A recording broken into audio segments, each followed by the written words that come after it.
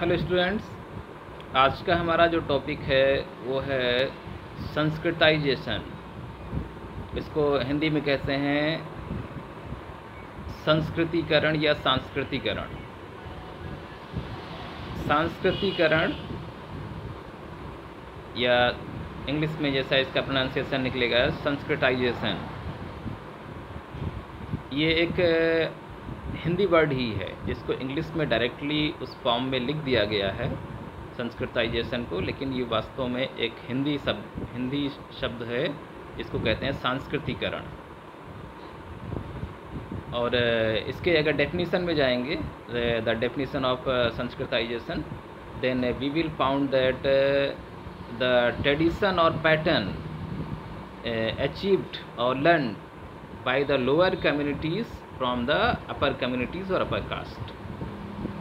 इसका सीधा सा मतलब ये है कि सांस्कृतिकरण का या संस्कृताइजेशन का कि निचले स्तर की जातियों के द्वारा या निचले स्तर के लोगों के द्वारा ऊपर की जातियों या ऊपर के स्तर के या उच्च स्तर के लोगों के जीवनचर्या को, उनके दैनिक और जीवन के जितने भी क्रियाकलाप हैं उनको सीखना, कॉपी करना, यही प्रक्रिया कहलाती है सांस्कृतिकरण। अर्थात निचले स्तर के लोगों के द्वारा या निम्न जातियों के द्वारा उच्च स्तर के लोगों या उच्च जातियों के जीवन जीने के तरीके को या जीवन से संबंधित उन सभी पहलुओं को सीखना और उनकी नकल करना, इसी को बोलते हैं सांस्कृतिकरण। सीधी सी बात है, समाज में हम लोग देखते हैं कि हम आपस में भी क्या होते हैं, ये सांस्कृतिकरण एक बहुत ही ब्रॉड कॉन्सेप्ट है और एक बहुत बड़ा टर्म है। इसको इतना हम माइन्यूट करके, इतना नैरोअर करके नहीं देख सकते।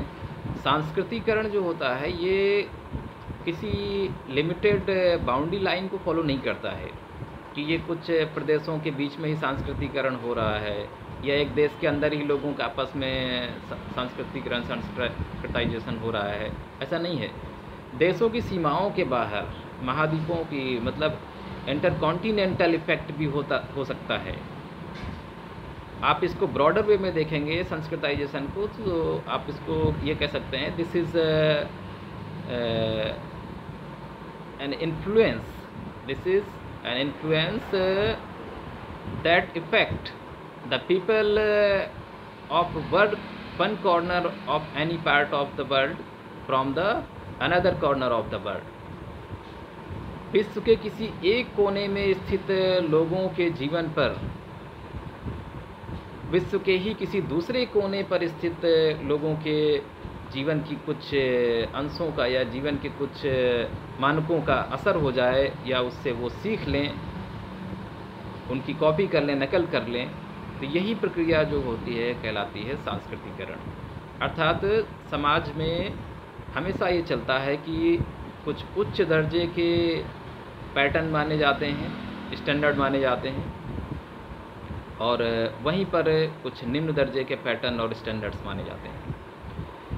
ये निम्न दर्जे के क्रियाकलाप को और स्टैंडर्ड जिन लोगों के द्वारा अपनाया गया है, जिन लोगों के बीच में चल रहा है, जब वो उच्च दर्जे या उच्च दर्जा प्राप्त लोगों के पैटर्न को और उनके क्रियाकलापों को सीखते हैं, अपनाते हैं और उनकी नकल करते हैं, तो इसी को बोलते हैं सांस्कृतिकरण।